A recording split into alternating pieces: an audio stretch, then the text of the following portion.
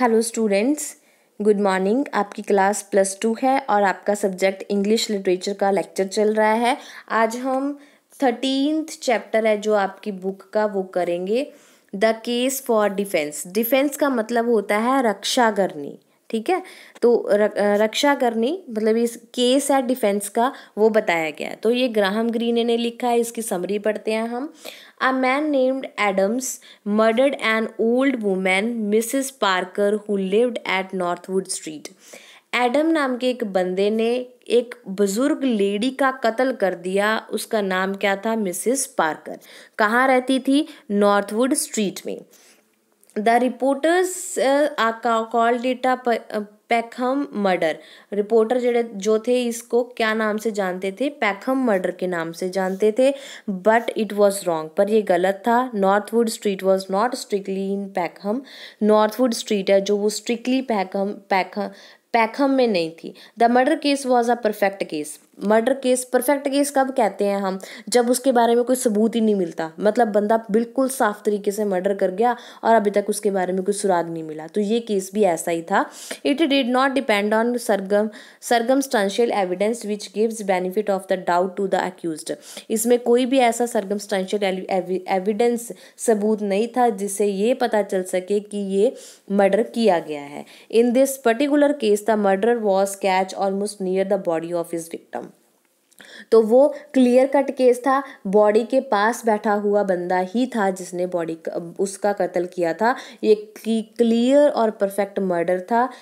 Adam was a heavy studied man. एक बहुत ही भारी भरकम आदमी था Adam. He had bulging blood shot eyes. उसकी आंखों में खून उतरा हुआ था। She had muscular thighs. उसकी थाइज जो हमारे जो लातें होती हैं, टांगे होती हैं, मस्कुलर थाइज होती हैं, वो बहुत स्ट्रांग थी। His appearance was such that no one could forget him after having a look at him. वो उसकी अपीयरेंस इतनी ज़बरदस्त थी कि कई बार होता है ना, कोई बंदा इतना ज़्यादा ही अट्रैक्टिव होता है या प्रभावित होता है कि उसके बारे में हम भूल ही नहीं सकते कभी उसको। तो वो इस तरह का था कि अगर आप उसको एक बार देख लो तो आप कभी उसको भूल नहीं पाओगे। He was definitely a bad character और अ हॉलीगियन। वो एक बैड करेक्टर होगा इसलिए उसने मर्डर किया है। The murder was convicted at about 2 in the morning। सुबह के 2 बजे कत्ल हुआ था। एडम वॉज सीन बाय 3 पर्सनों ने उसको एडम को देखा था। First of all Mrs Salmon saw him on the steps of Mrs Parker's house. पहला बंदी कौन थी? मिसेस सैलमन, जिसने मिसेस पार्कर के घर की सीढ़ियों पे उसको देखा था।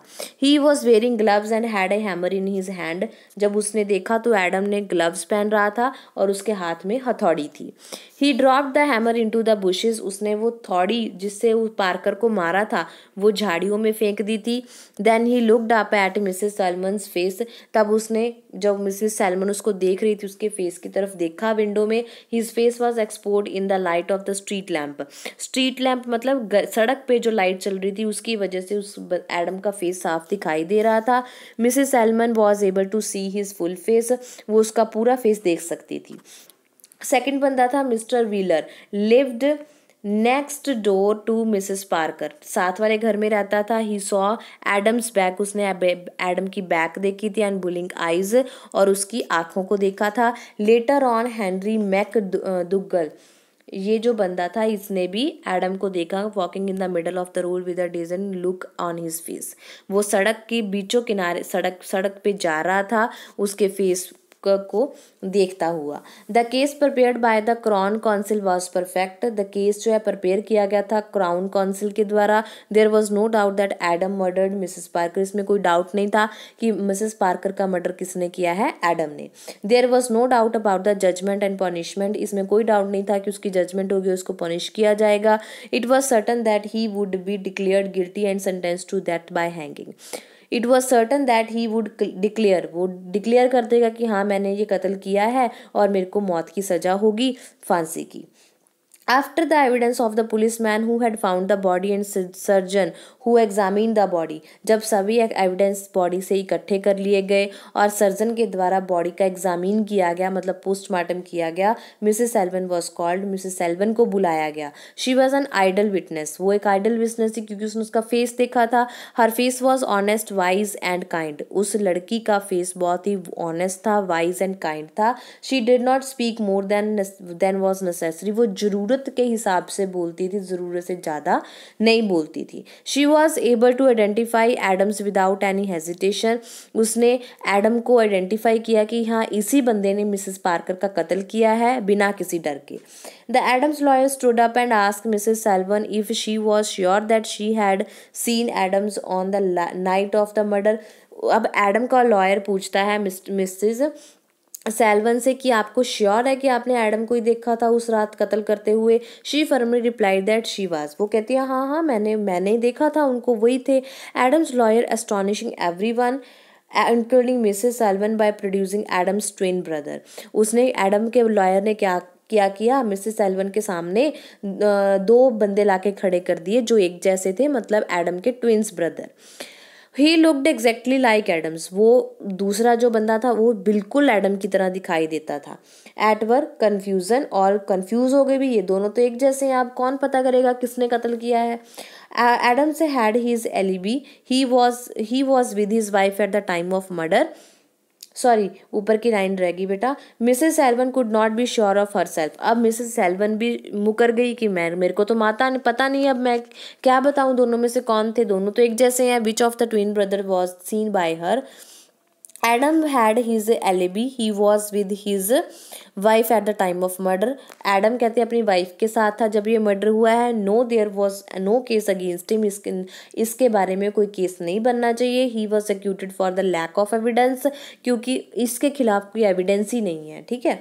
But that was not the only surprising thing that happened, अकेली ये सरप्राइजिंग थिंग नहीं थी जो हो चुकी थी। There was a big crowd outside the court, बहुत भारी रश था बाहर, कोर्ट के बाहर। The police wanted Adams and his brother to leave by a back door in order to avoid the crowd, लोगों के इकट्ठ को गुमराह करने के लिए, लोगों से बचाने के लिए एडम और उसके ब्रदर को पुलिस बैक डोर से लेके जा रही थी। But they refuse to do so, पर उन्होंने ऐसा करने से मना कर दिया। They come out of the front entrance, वो दोनों भाई फ्रंट एंट्रेंस से ही गए जहाँ पे लोगों का इकट्ठ था।